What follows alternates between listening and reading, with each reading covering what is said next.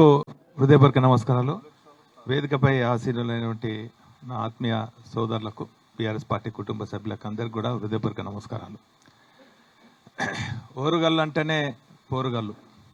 అటువంటి పోరుగల్లకు వచ్చినప్పుడు ఎంతో జాగ్రత్తగా మాట్లాడాలి.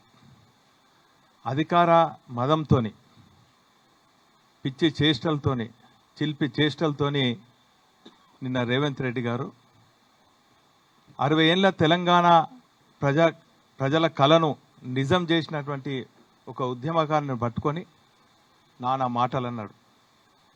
నీ చిల్పి మాటలు, చిల్పి చేష్టలు, అధికార మదమంతా కూడా ఈ పోరుగాళ్ళ నుంచి తెలంగాణ ప్రజలందరూ కూడా గమనిస్తున్నారు.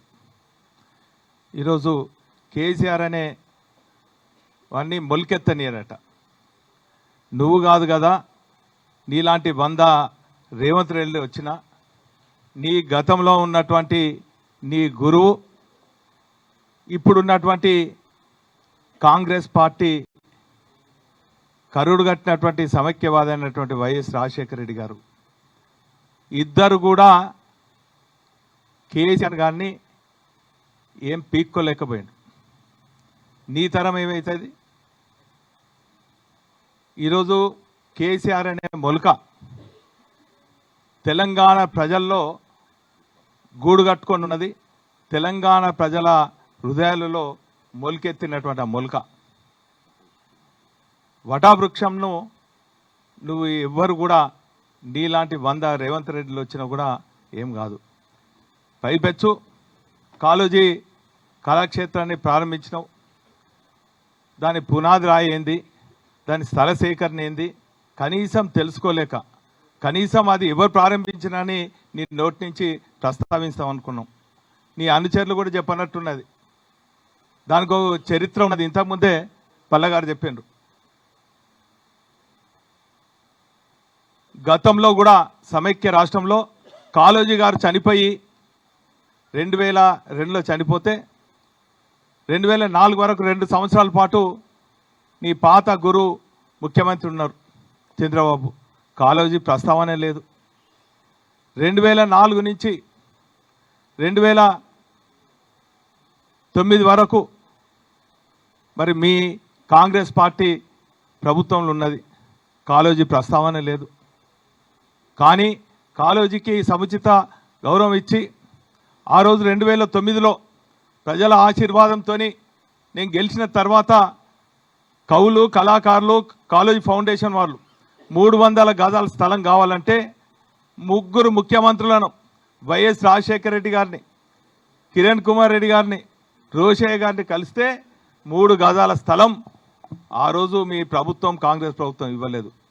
కానీ ఇంతకుముందు పెద్దలు రాజన్న చెప్పినట్టు 100 రోజుల తన పాలన ముగించుకొని కేసీఆర్ గారు ఇక్కడికి వచ్చి కాళోజీ గారి కుటుంబాన్ని కలిసి వారికి అన్ని రకాలుగా చేయూతనిచ్చి కవులు, కళాకారులను గౌరవించి వారి సూచనల మేరకు బ్రహ్మాండమైనటువంటి ఆడిటోరియం దేశంలోనే బ్రహ్మాండంగా ఉండాలి, కవుల కళాకారులకు ఉపయోగపడాలని చెప్పి నిర్మాణం చేయడం జరిగింది.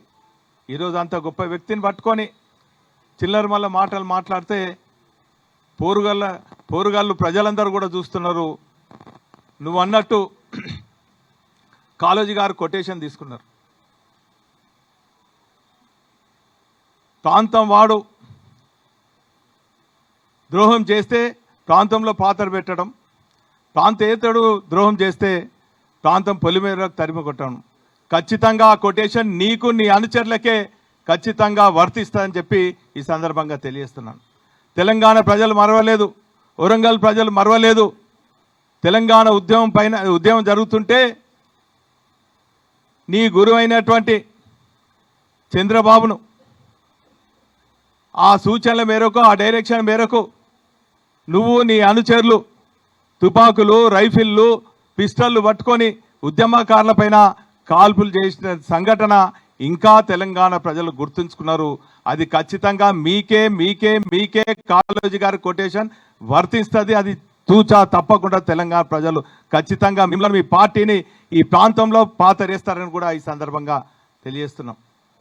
ఇప్పటికైనా కూడా మీరు ఇచ్చినటువంటి హామీలు తూచా తప్పకుండా ఏ తీరుగా అమలు చేయాలనేది ఆలోచించండి. ఈ డైవర్షన్ పాలిటిక్స్ వద్దు. ఈ చిల్లర మాటలు బంద్ చేయండి. ప్రజలు ఏమనుకుంటున్నారు, ప్రజల మనోభావాలు ఏంది? ఇంకా నువ్వు వరంగల్లో రైతు డిక్లరేషన్ అన్నావు, రైతులందరూ కూడా చర్చించుకుంటున్నారు, రైతులు కూలీలు చర్చించుకుంటున్నారు, కౌలు రైతులు చర్చించుకుంటున్నారు.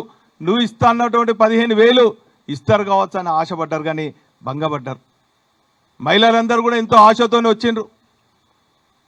వాళ్ళకి ఇస్తా అన్నటువంటి హామీలు నెరవేరుస్తారు కావచ్చు అనుకున్నాను. కళ్యాణ లక్ష్మితో పాటు తులం బంగారం అన్నావు, లేదు. విద్యార్థులందరూ కూడా ఎంతో నమ్మకంతో ఉన్నారు, కానీ వాళ్ళకు కూడా ఇచ్చినటువంటి హామీ కాలేదు. ఈరోజు విద్యార్థులందరూ కూడా భంగపడ్డారు. ఈరోజు స్కాలర్షిప్లు లేక ఫీ రీయింబర్స్మెంట్ లేక, ఇటు కాలేజ్ మేనేజ్మెంట్ వాళ్లకు రీయింబర్స్మెంట్ చెల్లక, వాళ్ళ దగ్గర పిల్లలు సర్టిఫికెట్లు అన్నీ ఉంచుకొని వాళ్ళు ఇయ్యక, ఇటు మేనేజ్మెంట్ వారు ఫీ రీయింబర్స్మెంట్ రాక, ఇటు విద్యార్థులకు సర్టిఫికెట్లు రాక, ఉన్నతమైనటువంటి చదువులు చదువుకోలేక విద్యార్థులు కూడా ఆందోళన చెందుతున్నారు. హాస్టల్లో ఉన్నటువంటి విద్యార్థులు పురుగన్నం తిని అవస్థపడుతున్నటువంటి పరిస్థితి. వారిపైన దృష్టి పెట్టు. భారత రాజ్యాంగంలో 2 ప్రాథమిక హక్కులు, విద్య, వైద్యం. తెలంగాణ రాష్ట్రం ఏర్పడిన తర్వాత తెలంగాణ రాష్ట్ర తొలి ముఖ్యమంత్రి కేసీఆర్ గారు ఈ 2 ప్రాథమిక హక్కులైనటువంటి విద్యా, వైద్యం పైన మరి బ్రహ్మాండమైనటువంటి శ్రద్ధ చూపెట్టి ఫోకస్డ్గా ఈరోజు ఈ పోరుగల్లులో బ్రహ్మాండంగా 24 అంతస్తుల మరి ఆసుపత్రి నిర్మాణం చేస్తే దానికి నిధులు ఇవ్వవు, దాన్ని ఆపుతావు. నువ్వు కాదు కదా, నీలాంటి 100 రేవంత్ రెడ్డిలు వచ్చినా కూడా తెలంగాణ ప్రజలను కేసీఆర్ గారిని మరవలేరు కాక మరవలేరు. వారు తెలంగాణ ప్రజలకు కేసీఆర్ గారికి ఉన్నది పేగుబంధం. ఈ బంధాన్ని ఎవరు కూడా తెంచలేరని కూడా ఈ సందర్భంగా తెలియజేసుకుంటూ, ఇప్పటికైనా మీరు ఇచ్చినటువంటి 420 హామీలు 6 గ్యారెంటీల పైన దృష్టి సారించి ప్రజల మన్నలు పొందాలని కూడా ఈ సందర్భంగా తెలియజేసుకుంటూ, ఇప్పటికైనా చిల్లర మల్లర మాటలు నువ్వు నీ శిష్యులందరూ కూడా బంద్ చేయాలి, లేకుంటే ఈట్ కా జవాబ్ పత్తర్ సే దేంగే.